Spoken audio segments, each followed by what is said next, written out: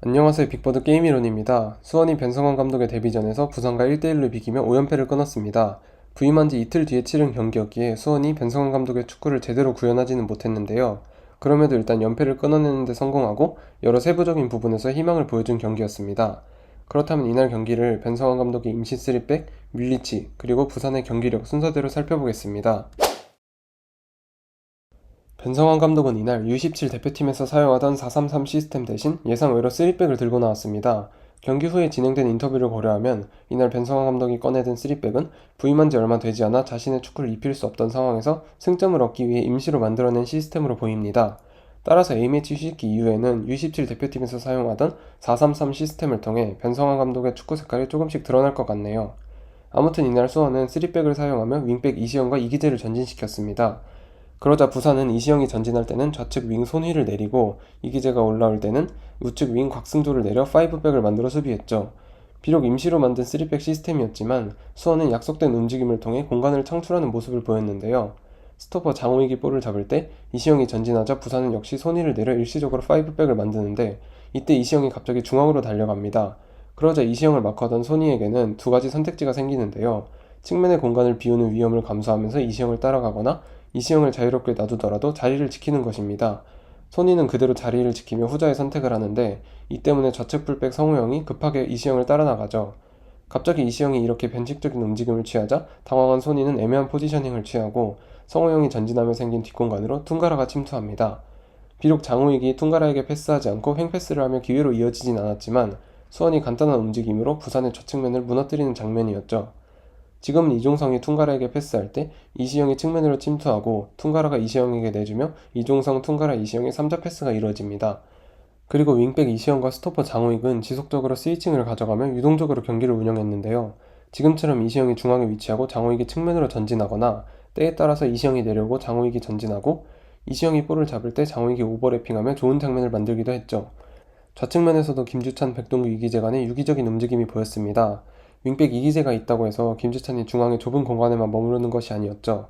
지금처럼 백동규가 전진할 때 김주찬이 측면에 위치하고 이기재는 중앙으로 이동하는 것과 같이 유기적으로 위치를 바꿔가며 부산의 압박에서 벗어나려고 하였습니다. 또한 상대 수비를 끌고 공간을 만들어주는 플레이도 여러 차례 나왔는데요. 이상민이 측면에서 볼을 잡을 때 이시영이 언더래핑을 통해 로페즈를 끌고 가며 전진우에게 공간을 만들어주고 전진우가 패스를 받고 슈팅을 하죠. 지금은 장호익이 전진우에게 패스하는데 밀리치는 약속한 듯 전방으로 침투합니다.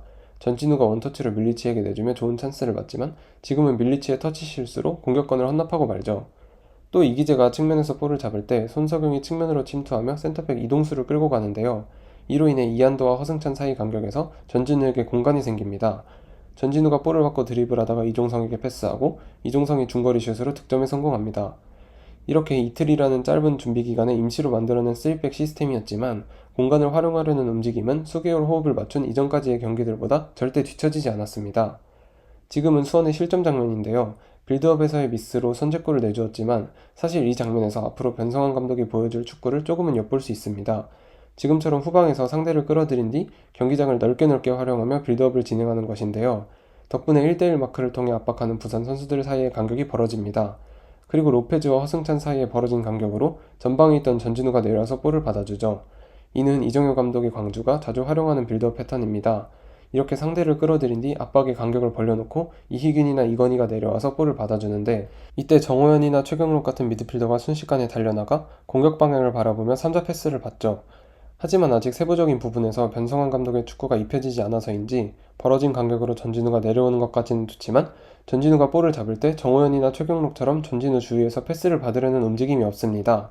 그러자 전진우는 어떻게든 자신이 직접 볼을 지키려고 하다가 성우영에게 빼앗기고 이는 곧바로 실점으로 이어지죠.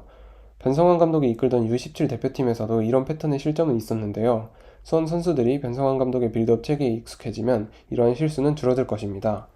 지금부터는 이날 수원의 수비 대응을 살펴보겠습니다. 5-2-3 대응으로 수비하다가도 좌측 윙 김주찬이 내려가며 밀리치와 우측 윙 퉁가라의 투톱이 이루어질 때는 윙백 이시영이 전진하며 4-4-2 대응을 만들었습니다. 그리고 이종성과 유재호의 투미들 중 유재호가 더 전진해서 압박하는 모습을 보여주기도 했는데요. 이렇게 투미들을 나란히 세우지 않고 약간의 높이 차이를 두면서 라인 사이의 간격을 허용하지 않았죠. 또 볼을 빼앗기면 바로 강하게 압박하여 소유권을 되찾는다는 변성환 감독의 철학이 보이기도 했는데요. 지금처럼 볼을 뺏기자마자 수원 선수들이 함께 달려들어 볼을 되찾아오죠. 물론 이러한 방식은 다시 볼을 빼앗지 못하면 곧바로 위협적인 역습을 허용한다는 단점은 있습니다. 지금은 역시 유재호가 이종성보다 높은 위치에서 수비하는 상황인데 임민혁이 허승찬에게 패스하자 이종성이 갑자기 달려나오며 볼을 뺏고 수원이 빠르게 역습을 진행합니다. 밀리치가 퉁가라에게 잘 내주지만 퉁가라가 기회를 살리지 못하죠. 이렇게 볼을 빼앗기는데 이때 스토퍼 장호익이 적극적으로 전진하며 볼을 되찾기 위한 움직임을 보여주는데 지금은 소유권을 되찾는 데 실패하여 뒷공간에서 위험한 장면을 노출하게 되죠. 하지만 이렇게 역습을 허용하더라도 강하게 압박하여 빠르게 볼을 되찾아온다는 변성환 감독의 철학이 드러난 장면이었습니다. 이날 수원은 압박하지 않고 내려앉을 때는 5-4-1 대형으로 수비했는데요. 상황에 따라 완전히 내려앉을 때는 이종성이 센터백 라인까지 내려와 식스백을 형성하기도 했죠. 그리고 수원의 전방 압박이 개선될 기미가 보이는 장면도 있었습니다. 지금은 부산의 빌드업 상황인데 측면에 로페즈가 볼을 잡을 때 변성환 감독은 전진우에게 센터백 이한도 쪽으로 붙을 것을 지시합니다. 그러자 중앙에 머물러 있던 전진우가 이한도에게 붙고 전진할 공간도 없고 패스 줄 곳도 없는 이한도는 전방으로 롱볼을 올릴 수밖에 없죠. 시즌 초반 수원은 여러 차례 허술한 전방 압박을 보여주었는데 강한 압박으로 소유권을 뺏어온다는 변성환 감독의 철학이 앞으로 수원의 축구에 입혀질지 지켜보겠습니다. 사실 선수 개인에 대해서는 비중 있게 다르지 않는 편이지만 이날 경기에서 밀리치의 모습은 꼭 언급할 필요가 있어 보입니다. 지난 5라운드 충북 청주전부터 여러 차례 이야기한 내용인데 물론 밀리치가 빠른 스피드와 강한 슛이라는 장점이 있는 선수임은 분명하지만 밀리치는 스트라이커의 압박과 연계 능력이 중요시되는 현대 축구의 흐름과는 맞지 않는 선수입니다. 이기재가 측면에서 볼을 잡을 때 김주찬이 침투하며 수비 한 명을 끌고 가고 이로 인해 중앙에 공간이 생기지만 밀리치는 센터백 사이에서 걸어다닙니다. 이기재가 볼을 받으러 오라고 손짓하자 그제서야 움직이지만 이미 이동수가 이를 보고 밀리치를 따라가죠. 지금은 퉁가라가 측면에서 볼을 잡을 때 이시영이 수비수 사이 공간으로 침투하며 성호영을 끌고 가고 이로 인해 중앙에 공간이 생기지만 밀리치는 역시 패스를 받으러 오지 않죠. 그리고 패스를 받으러 오더라도 볼을 잘 간수하지 못하는 모습이었는데요. 변성환 감독은 U17 대표팀에서 상대 압박을 유도한 뒤 한 번에 원톱에게 내주고 미드필더들이 돌아 들어가며 패스를 받는 패턴을 여러 차례 보여주었는데 내려와서 패스를 받는 밀리치가 볼을 잘 간수하지 못하니 이러한 패턴이 나올 수가 없었죠. 밀리치는 경기 내내 아쉬운 터치로 기회를 살리지 못했는데요. 지금은 이종성이 태클로 볼을 빼앗고 직접 밀리치에게 연결하지만 밀리치의 터치가 길어 공격권을 헌납합니다. 이번에는 수원이 낮게 내려앉았다가 볼을 빼앗고 역습을 진행하는데 밀리치는 주위 선수들이 올라올 때까지 볼을 잡고 있다가 패스를 건네주지 않고 혼자 돌파를 시도하다가 볼을 빼앗기죠. 밀리치는 계속해서 아쉬운 터치로 볼을 빼앗기며 연계는커녕 볼을 지키지도 못하는 모습을 보여주었습니다. 역시나 공중볼 상황에서도 이는 마찬가지였죠. 또 압박 측면에서도 불성실한 모습을 보였는데요. 자신이 마크하던 임민혁이 뒤에서 달려나가며 편하게 볼을 받는데도 밀리치는 이를 바라보고만 있습니다. 그래서인지 변성환 감독은 후반 중간부터는 밀리치를 빼고 손정영을 투입하며 전진우를 톱으로 기용합니다. 그리고 내려와서 볼을 받아주는 움직임에 능한 전진우는 좋은 연계 플레이로 도움을 기록하죠. 만약 이전처럼 밀리치를 경기가 끝날 때까지 기용하거나 밀리치 기면에 투톱을 사용하여 뻥축구를 했다면 수원이 동점골을 만들어낼 수 있었을지에 대해서는 시청자 여러분의 판단에 맡기겠습니다. 어차피 볼을 잘 간수하지 못해서 몸싸움이라는 강점이 소용이 없다면 차라리 수비를 끌고 내려오는 움직임이 좋고 높은 에너지 레벨로 성실히 압박에 가담하는 전진우를 처음부터 톱자리에 놓는 것은 어떤가 하는 생각도 드네요.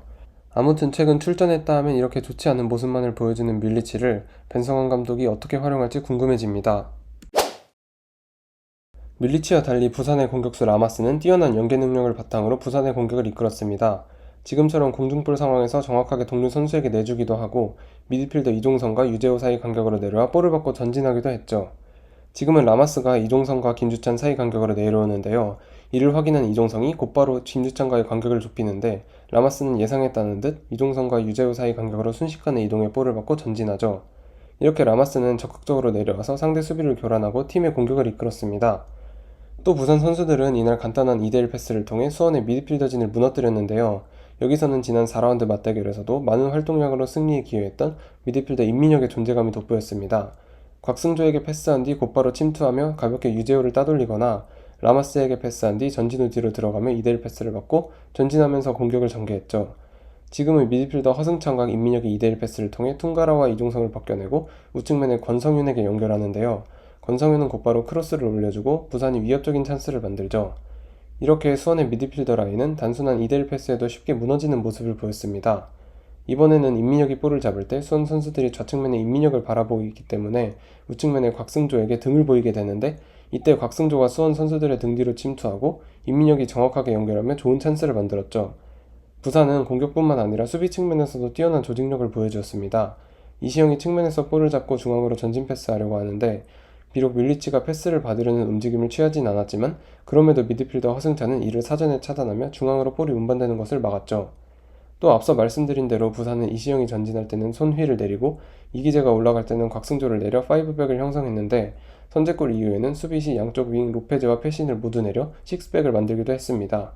지금은 전진우가 내려오자 좌측 풀백 성호영이 전진우를 따라가다가 전진우가 다시 전진하자 성호영은 수비 라인으로 복귀하는데 이때 윙 로페즈에게 더 측면으로 붙을 것을 요구합니다. 부산이 수비 상황에서 각자 어느 공간에 위치해야 하는지가 사전에 잘 약속되어 있는 것을 보여주는 장면이죠. 이렇게 양쪽 풀백과 윙어들이 착실하게 수비 가담을 해준 덕분에 센터백 이동수가 더욱 적극적으로 밀리치를 따라가 수비할 수 있었습니다. 이렇게 부산은 공수 양면에서 좋은 모습을 보여주었고 수원 역시 변성환 감독 체제에 기대감을 보여주며 나란히 승점 1점을 나누었습니다. 다가오는 A매치 휴식기에 변성환 감독이 어느 정도까지 자신의 축구를 수원에 입힐 수 있을지 궁금해지네요. 시청해주셔서 감사합니다.